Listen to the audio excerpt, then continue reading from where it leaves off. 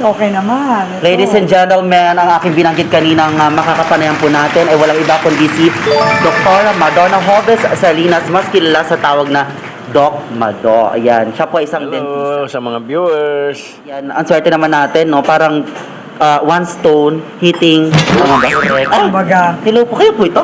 Ito yung aking pangalawang anak, Ayan, na hello. siya yung parang... Ikaw to, madami, binabahat ang bata, oh. Hawig na hawig niyo po. Ayan, may kasama rin siyang maganda. Siya yung barista namin. At syempre, ito yung pangalawang anak ko, yung barista din siya. Hello po, kaway naman kayo sa Yan. Ayan. Sila ang nagtitimpla.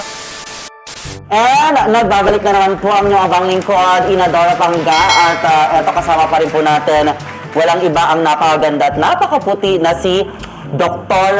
Madonna Hobbes Salinas ng Calasiao, Pangasinan. Kanina po, sa unang part ng ating video is pinasyal niya po tayo dito sa kanyang business, ayan, family business rather, Sweet Blends Cafe by Doc Mado. Ayan, okay? Palakpakan naman dyan! Actually, si Doktora is pagod pa yan galing sa mga alam niyo na, events nila.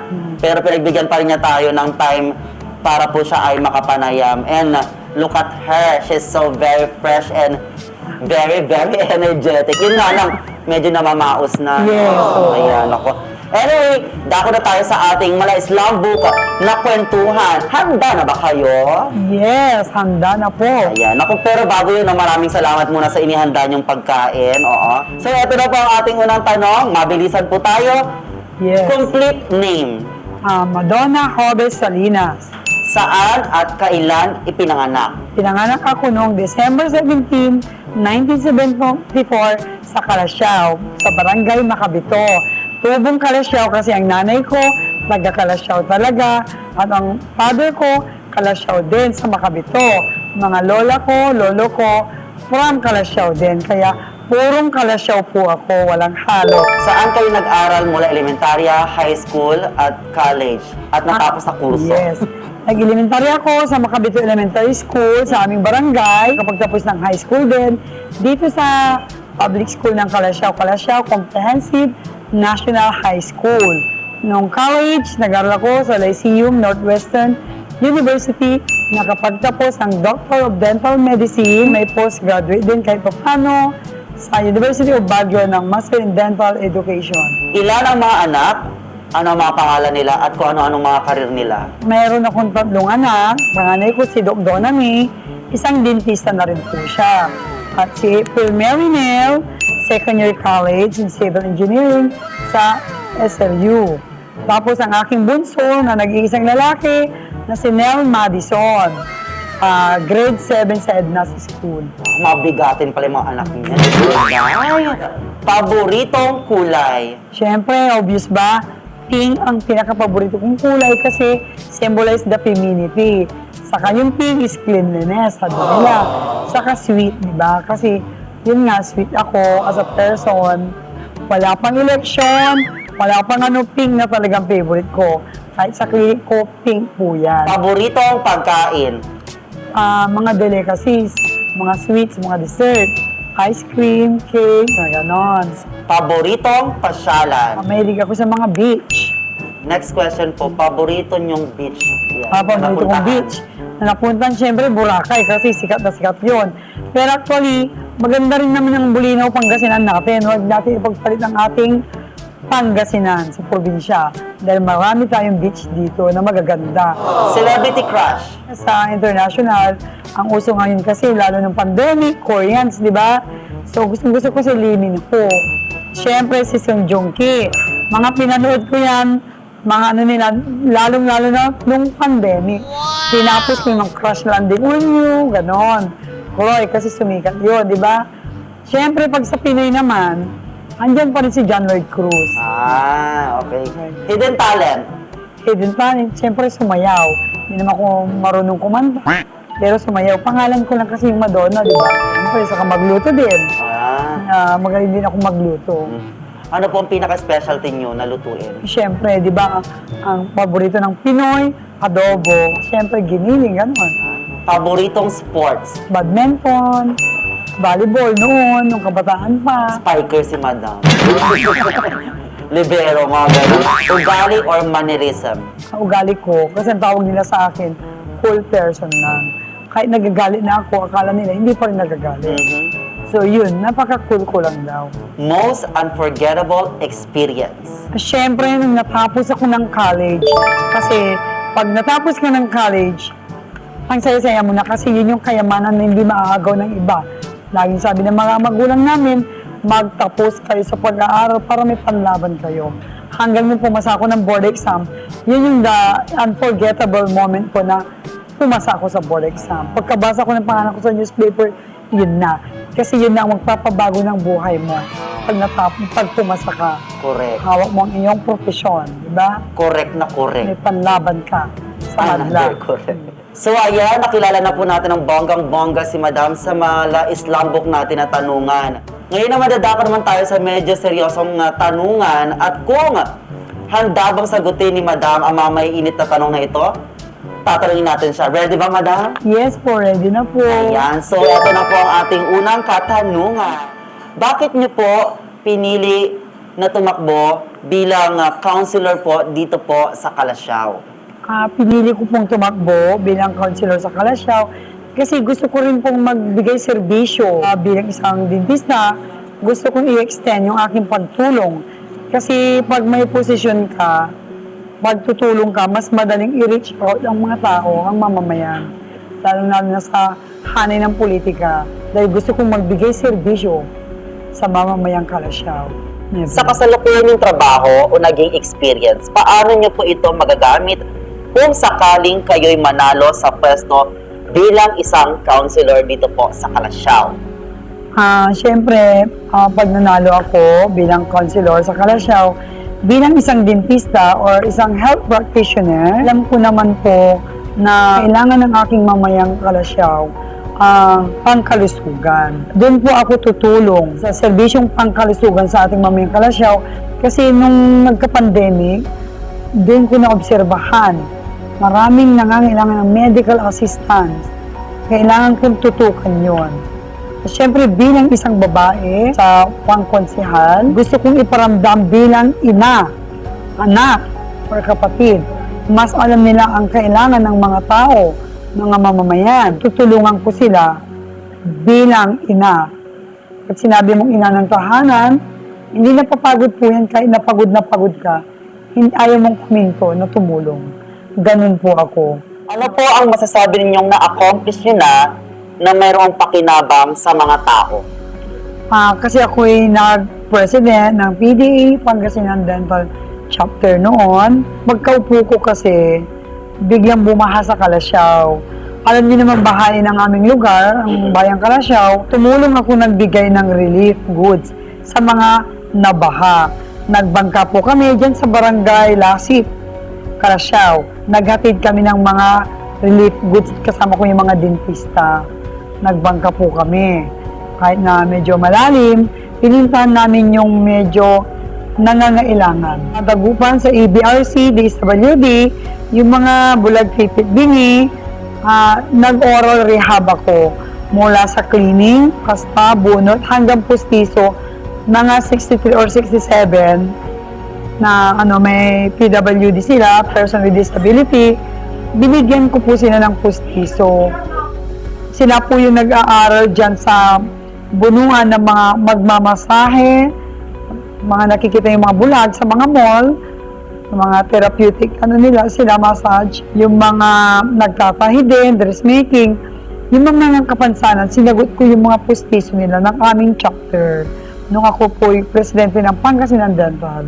Mga schools din at mga barangay, lalo na dito sa Kalasyaw, nagbigay serbisyo dental mission mula preventive like fluoride cleaning. Tapos nagpasta din o nagbunot sa mga bata, sa mga schools.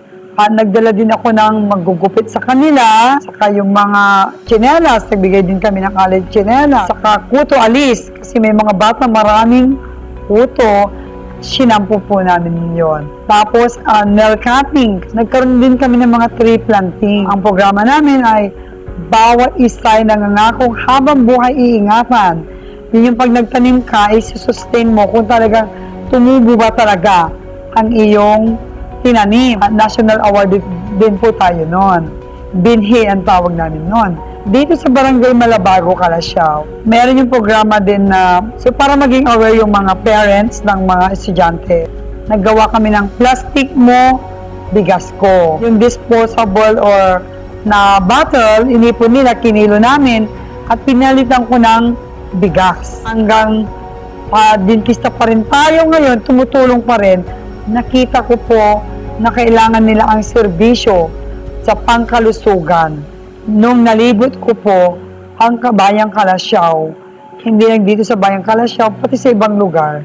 Kaya gusto kong makatulong pa rin at magbigay serbisyo sa mga mamayan. Anong grupo ng pamayanan ang nais niyong tutukan pag kayo po ay pinalad na manalo bilang counselor po dito sa Calasiao? Siyempre, lahat yan na pamayanan. Pagdating sa LGBT, mahilig sa mga event yan, di ba? Pag okay na, balik sa normal na tayo. Pag sa pageant, one take away lang ako, tinatawagan ako na tumulong sa pageant na yan ng mga LGBT, maasahan po nyo ako. Siyempre, kita nyo naman dito sa Sweetblends Cafe lang. Kikita nyo ang mga empleyado ko dito pa ng LGBT. Kasi alam ko na sila ay talented. Di ba? At creative. Mga artistic. So, alam mo, naaaliw ako sa mga LGBT talaga. Sa senior citizen naman, alam mo, kailangan nila senior. Wala na silang work. So, alam ko, medical assistance ang kailangan nila. Siyempre, siguro magbili tayo ng mga vitamins or gamot na kailangan nila. Siyempre, bilang isang dentista ng ngiti ng bayan, para sa kinabukasan, yung mga wala silang, di nila kaya magpapustiso or less fortunate na senior citizen, sasagutin ko para makangiti silang maayos at makanguya pa ng pagkain. Kaya kailangan ma-provide sila ng pustiso din, yung mga in need or less fortunate na senior citizen natin. Kahit na matanda na sila, makikita mo na maganda at gwapo pa rin sila.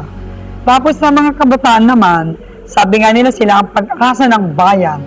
So, alam ko pagkabataan, mahilig sa sports.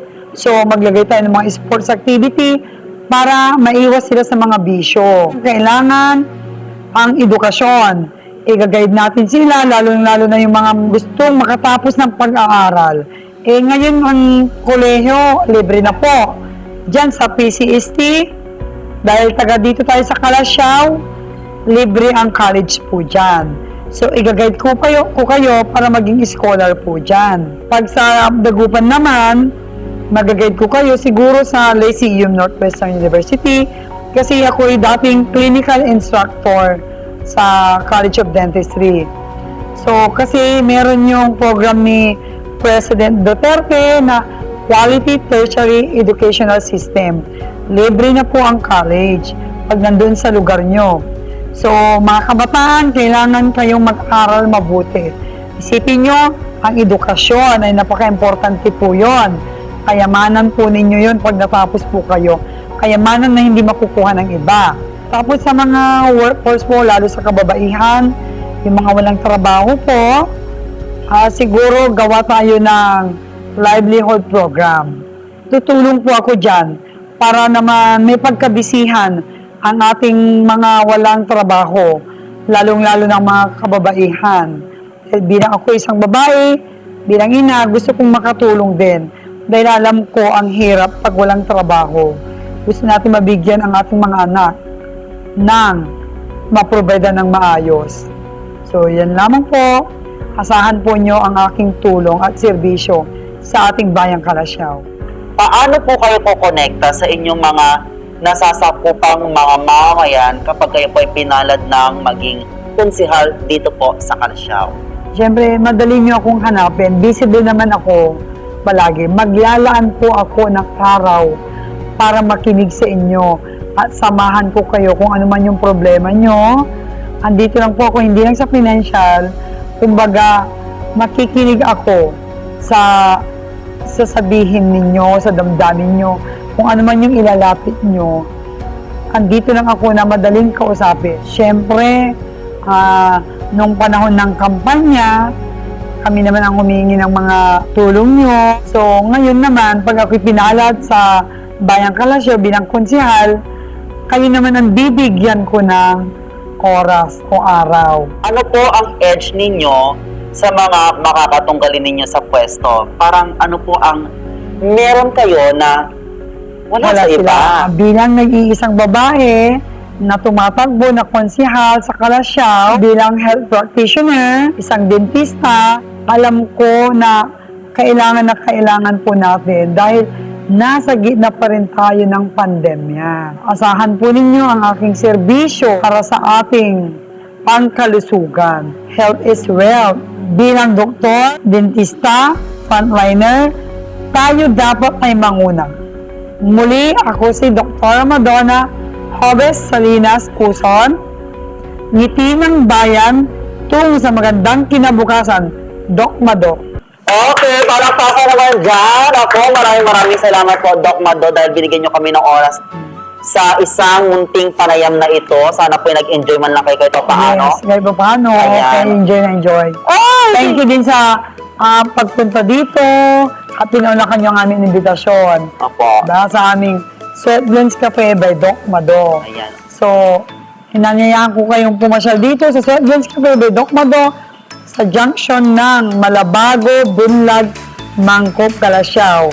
Going San Carlos, Malasikis. Maraming salamat. Pangga, Enadora. Yes. Sa Energy FM, mabuhay kayo. Once again, nakasama po natin Dr. Madonna Jobes Salinas Quezon ng Kalasyaw, Pangasinan. Kung bago ka pa lamang sa aking YouTube channel, mag-subscribe ka na, pindutin mo na ang bell at piliin mo ang all. Mag-like ka na rin, mag-comment ka na rin at i-share ng banggang-bangga. Ako po si Nadara Pangga saying goodbye and thank you. Maraming salamat. Mga kawaii, bye-bye! Doc Madonna Salinas Jobes Quezon, ngiti para sa Kalasyaw. Doc Madonna Salinas Jobes Quezon, ngiti para sa Kalasyaw! Doc Madonna Jobes Salinas Quezon, ngiti para sa Kalasyaw. Doc Madonna, ngiti para sa Kalasyaw! Doc Madonna Jobes Salinas Quezon, ngiti para sa Kalasyaw. Doc Madonna Jobes Salinas, ngiti para sa Kalasyaw.